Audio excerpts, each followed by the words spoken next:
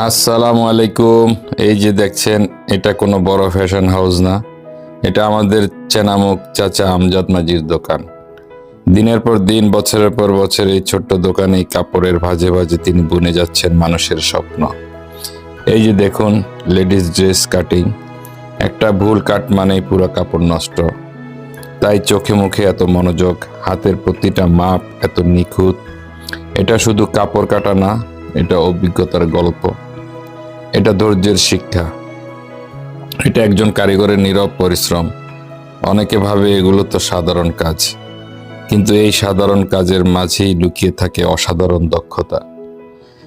এই ড্রেসটা হয়তো কাল কোনো মেয়ের ঈদের আনন্দ বাড়াবে, হয়তো কোনো বোনের বিশেষ দিনের সাজ হবে, অথবা কারো পছন্দের পোশাক হবে।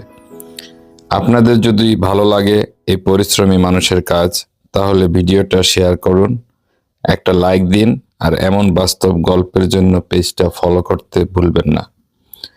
কারণ এই মানুষগুলোর গল্প দেখানোর দায়িত্ব তো আমাদেরই।